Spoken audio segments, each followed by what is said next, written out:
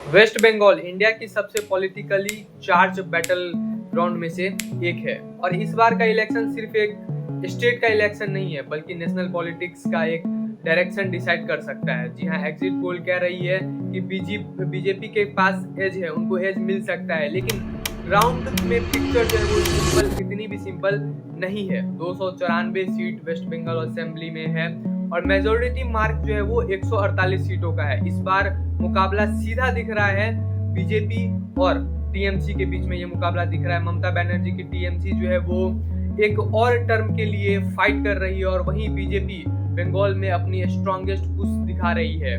तो हम देखते हैं इस वीडियो में देखने वाले कि एग्जिट पोल आखिर क्या क्या रही है और कौन सी पार्टी को जो है वो एग्जिट पोल जिता रही है और कौन सा सोर्स किसको जिता रही है। सारी चीजों पे हम लोग बात करते हैं। वीडियो अच्छा लगे तो लाइक शेयर जरूर से करें और ऐसी खबरों के लिए चैनल को सब्सक्राइब, नोटिफिकेशन बेल को जरूर से दबा दें। अगर हम पोल ऑफ पोल्स एवरेज, अगर हम एवरेज की बात करें तो बीजेपी को 145 सीट मिल रही है और टीएमसी को 142 और अदर्स को 7। मतलब contest almost head to head, neck to neck है। ठीक है, उसके बाद हम अब ब्रेक डाउन करते हैं कि कौन सी जो है वो सोर्स क्या कह रही है। अगर हम वहां पे पीपल्स पल्स की बात करें तो वो टीएमसी को जिता रही है। जी हाँ, वो 177 से 187 के बीच में सीट दे रही है। बीजेपी को वो 95 से 110 के बीच में ये सीट दे रही है और ये पोल जो है वो टीएमसी को क्लियर जो है वो मेजोरिटी दे रहा है। अब हम पी मार्क की बात करते हैं। पी मार्क की बात करें तो वो बीजेपी को 150 से 175 के बीच में दिखा रही है, टीएमसी 118 से 138 और यहाँ बीजेपी जो है वो कहीं ना कहीं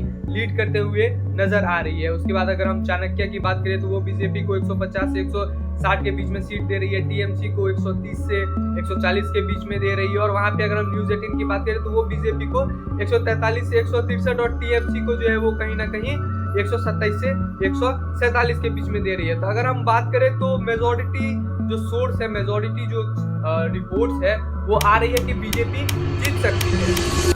और वहां पे सबसे इंटरेस्टिंग बात ये है कि मल्टीपल एजेंसी जो है वो बीजेपी को एज दे रही है बट पीपल पल्स स्टिल जो है वो टीएमसी को दे रही है। जी हाँ, वो उनका मानना है, उनका कहना है कि टीएमसी जो है वो एक बार फिर से सत्ता में आएगी और ममता दीदी ही जो है वो फिर से सीएम बनेगी। लेकिन सवाल ये है कि एग्जिट पोल इतने डिवाइड क्यों है। एक साइड पर टीएमसी का strong local network, welfare schemes और ममता बनर्जी की रीजनल अपील और दूसरी साइड जो है बीजेपी का aggressive campaign, national leadership messaging narrative को और पुश किया है।